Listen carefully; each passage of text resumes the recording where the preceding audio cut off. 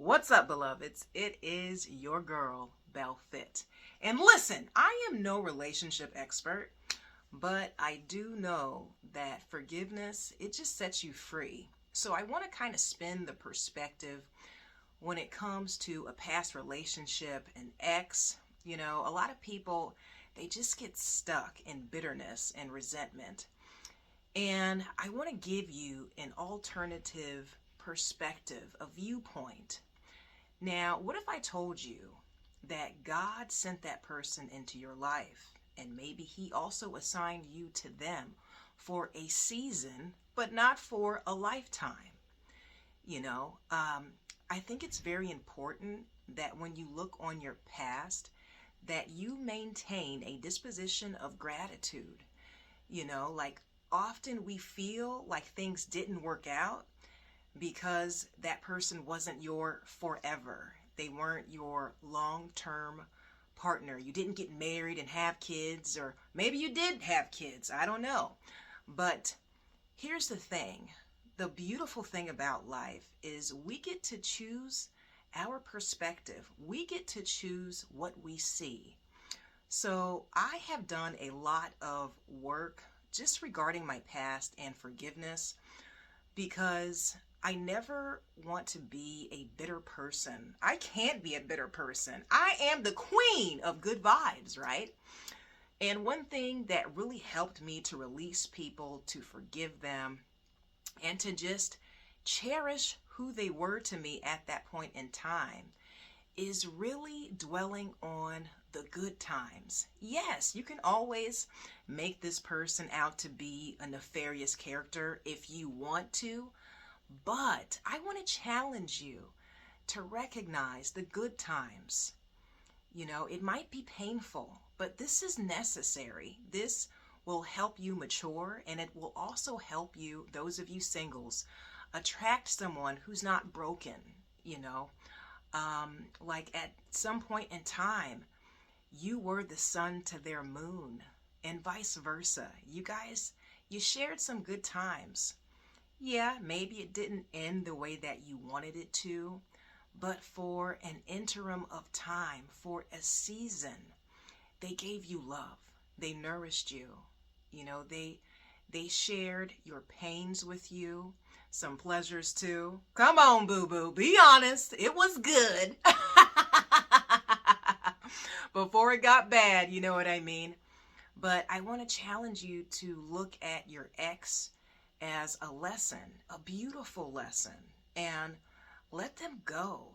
Honor those beautiful moments you had together, because it wasn't always, chaos and havoc and disloyalty. At one point in time, they were the person that put a smile on your face, and vice versa. You were there for them. And believe it or not, what's so special about relationships is because you and I are an entity that can never be replicated by another, what you share with every single person, it's an experience that can't be duplicated. Like, you are unmatched. Somebody who dates your ex, they cannot manifest the same type of relationship that you two once had. So try to look at your past and just decide, I'm going to see the love there. I'm going to see the compassion that was there. I'm going to see the beautiful thing that might have manifested from that relationship, because some of you, now you found the right one, and that person was probably a footstool to just enlighten you on how to be a better partner and what it is that's really conducive, what's necessary for someone to please you, to love you, to be conducive, as far as just being a good counterpart for who you are.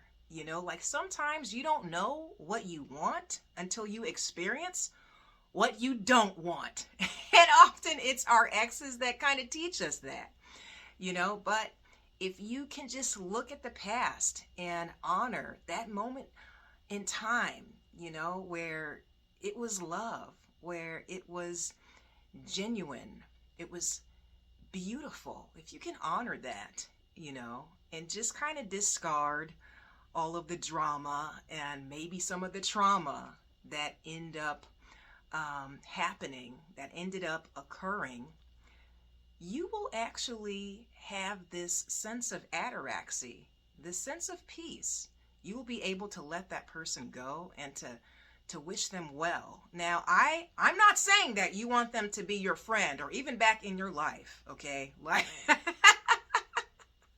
but what I am saying is, for the sake of forgiveness, for the sake of just having a heart that is untainted by the past, you need to look on your ex, on what has been, with a sense of gratitude. That'll elevate your attitude, and then you won't be that bitter person sitting at the bar by your mother lifting self pouring out your heart to the bartender, crying to them about your woes. Your woe is me, because we really have to learn, just in general, we have to learn how to take our thoughts captive and choose what we dwell on. You can always dwell on the bad, but all I'm saying is, why not dwell on the good? Now, with that said, stay spirit-led, and may God bless you always in fitness, health, and in spiritual wealth. I am your girl, Belle Fit, and we are the Blacksheep Bellievers. By the way, I want to thank you so very much for over 250,000, over 250,000 downloads. I could not do this without you, boo. Talk to you soon. Ciao.